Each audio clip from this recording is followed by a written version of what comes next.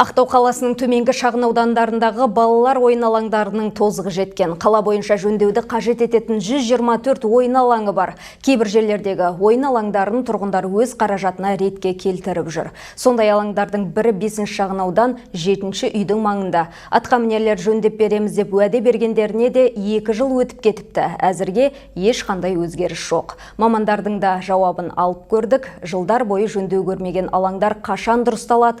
Толығырақ тілші бейнематериалында.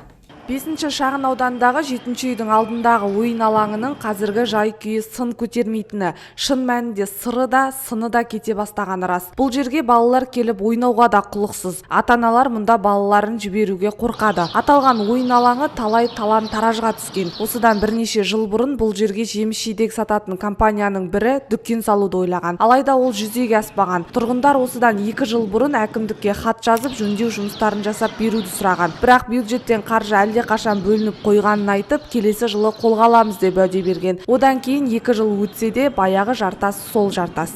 2 года назад я писала. Осыдан 2 жыл бұрын әкімдікке осы жерде арнайы суретке түсіріп арыз жаздым. 5 үйге бір ойын алаңы. Әкімдіктен жарты жыл өткеннен кейін ғана жауап келді. Онда да бюджеттен қаржы бөлінген соң ғана жөндеп береміз. Күтіңіз деді. Ал бұл балалар алаңын тұрғындардың өздері салған болатын. Тіпті бір кездері бұл жерді Казфруит өздеріне алғысы келді. Бірақ тұрғын үй коммуналдық шаруашылығы рұқсат берген жоқ. Сосын тұрғындар оны өздері салды. Бұл жерде тек балалар алаңы ғана жөндеуді талап етпейді. Сондай-ақ ырым-жырым күйге түскен футбол алаңы да бар. Арнайы қоршауы сөгіліп, асфальт жабындысы жыртылып, сиқы қашқан қауіпті алаңда балалар доп ойнауға мәжбүр.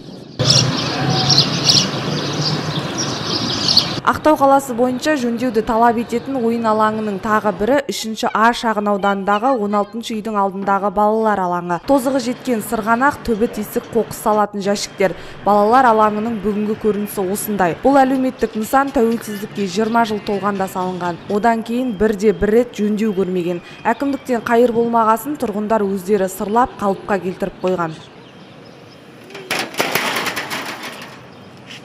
Вообще никто не следит за этим. Балалар алаңын ешкім бақылап қарамайды. Бұл жерде балалар ойнайды. Анау сырғанақ балалар үшін өте қауіпті. Тіпті сол сырғанаққа болам деп жарақаттанып қалған балалар да болды. Бұл осыдан 10 жыл бұрын салынды. Содан кейін ешқандай жөндеу көрген жоқ. Жауапты мамандар мұндай нысандарды жөндеу жұмыстары жыл сайын кезең-кезеңмен жүзеге асырылып жатқанын тілге тиек етті. Мемлекеттік бағдарлама аясында өткен жылы 9 балалар ойын алаңы жөнделіп, 6 спорт алаңы толық жаңартылған.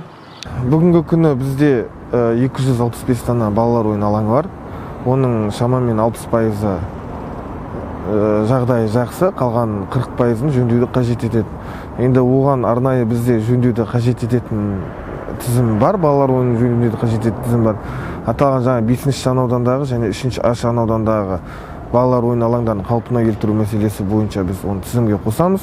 Біз жергілікті бюджеттен ұсыныс бергенбіз балалар ойын алаңын, 10 балалар ойын алаңын жөндеуге. Қаражат қарастырылғаннан кейін ары қарата тиісті жұмыстар жүргізіледі. Мамандар сөзіне мақұл демеске, айтқан сөзіне ақыл демеске амал да жоқ. Бала тәрбиесі баршаға ортақ болғасын, мемлекет қамқорлығы сол аймақтағы барлық балалардың игілігіне арналғаннан кейін, бұған сол жердің халқы үлкендерде белсенділік танытып, жауапкершілікпен қараған абзал. Дәметкен Саматқызы, Абай Жаныспаев, Ақтау Ньюс.